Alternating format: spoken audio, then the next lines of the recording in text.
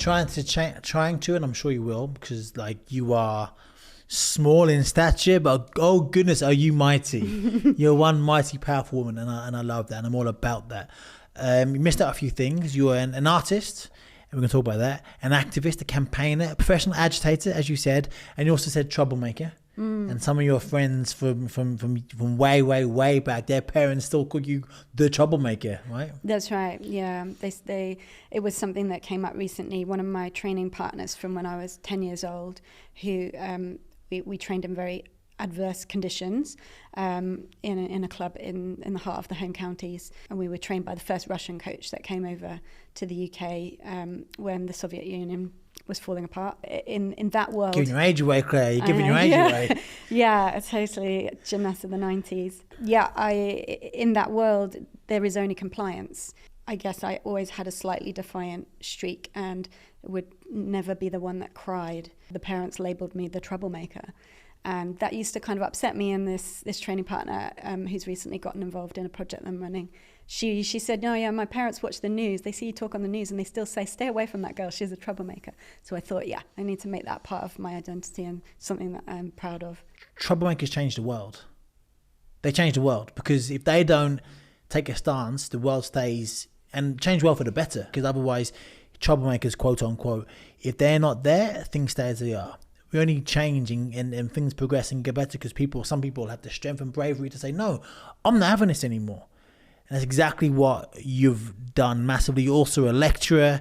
You create companies, as you mentioned, ex-gymnast, a former 400-meter hurdler, NLP practitioner, MA cultural theorist, politics fan, serial entrepreneur, professional wrestler, unbelievable gymnastics coach. You, as I mentioned, like, I'm not the most, shall we say, agile or flexible, but you got me to do. Oh, you're laughing at you meant to say no, you're really good.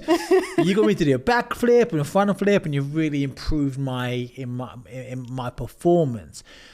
It's interesting you said 2023 was a difficult year, and I understand why, because you've explained. However, there was some light in 2023, and that's the White Review. So for those who don't know about the White Review and what you are really well known for, and you've been on, you've spoken about it on radio, BBC, national coverage. What is the White Review, and what is your part of it?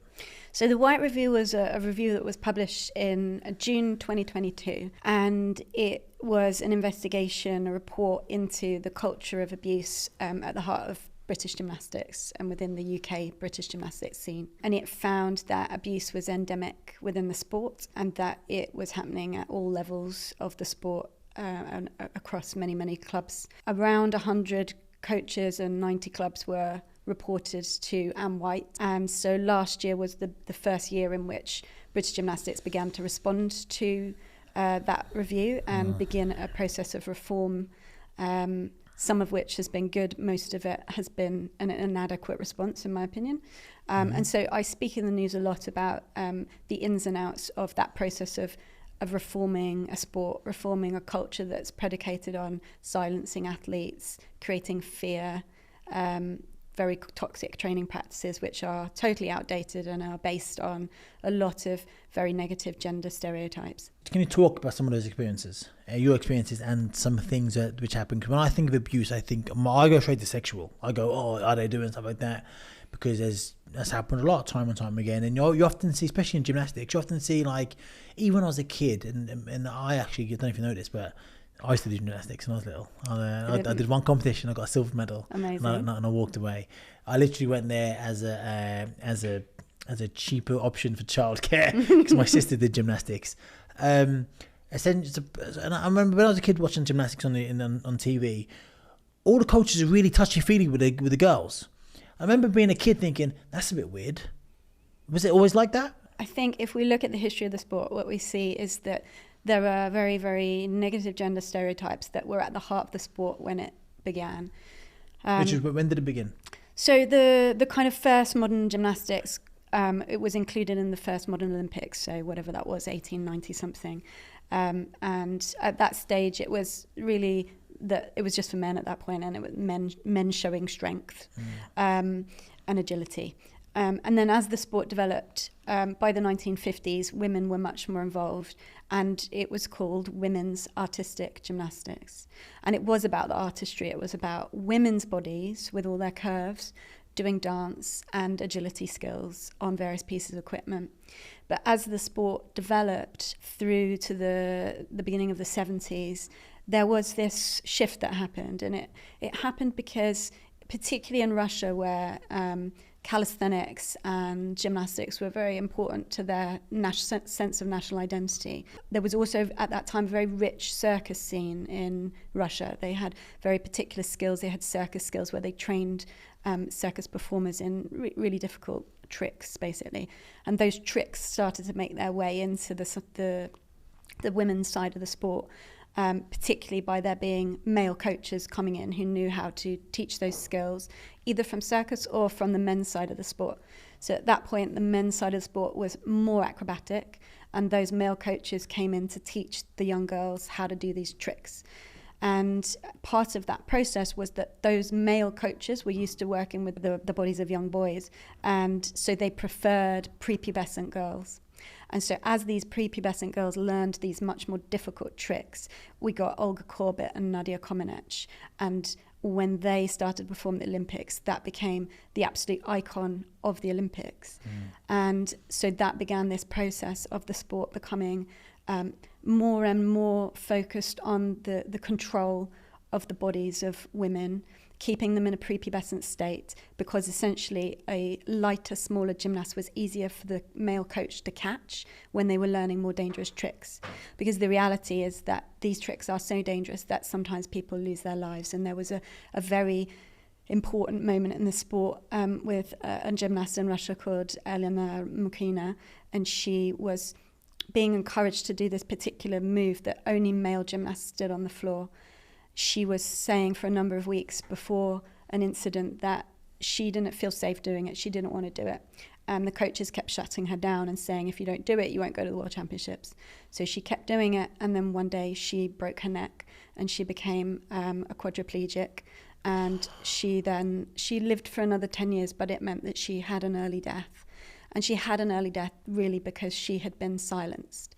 And that incident speaks very clearly of the silencing of female voices in the sport, in which you must be compliant at all times, partly for safety, but partly because you staying silent allows the coach to intimidate you.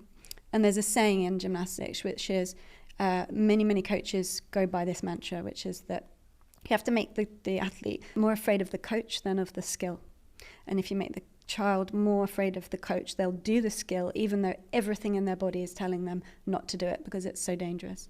And so that is the bedrock of what women's artistic gymnastics is and how it's coached. I listened to something you said recently, as a piece on the BBC. You said you did it last year, and you said that like gymnasts, like kids, like little girls, who refuse toilet breaks, refuse water, food taken away from them, checked on the scales all the time. And then, I'll be honest, at first I was like, before I learned the age, I was like, but that's what happened to me. That's quite normal, right? It's quite, when you're an elite athlete, you got to do things that you don't want to do. You got to be forced to do things because elite sport is so hard. And gymnastics, I respect gymnastics. I said I was a former gymnast. I did one competition, but then my sister did gymnastics, and I get it. And I know sport, whether it's curling or gymnastics or boxing, I know the level of degree you got to do to get to the top. And I thought, but isn't this stuff like devil's advocate in elite sport? Have you not got to do this to get to the top? I mean, that's a good question to ask, and that's a question that a lot of the general public ask. One initial response is to say, the key difference between what happens in gymnastics and your experiences as a boxer were that you had agency in that many of those things happened to you post the age of 18, and you were competing at the age of 20, 21, 22, 23. You were making choices for yourself. And what we're talking about here is child abuse, because it's happening to children from the age of 6. And one of the aspects of gymnastics is that around this time of the acrobatization of the sport, in which the bodies of prepubescent girls were being favoured, the girls had to begin training at the age of 6, and then the goal of the coach was it's going to take 10 years to get them to an international standard. So you've got this 10-year window where you have to apply maximum pressure and stop them from going through puberty. How do you do that? You can keep a child through going through puberty by making them train 30 hours a week, by underfeeding them. It's quite a simple process. And so I think you have to ask the question, is it right to force children to train adult athlete hours? You know, it's normal for a professional athlete who's being paid or funded to train up to 30 hours a week or 40 hours a week. But it's not normal in really any other sport. You might get significant training hours in a sport like swimming at a young age, perhaps dance and ballet, but gymnastics is very unusual in the amount of hours that are expected of an elite child athlete.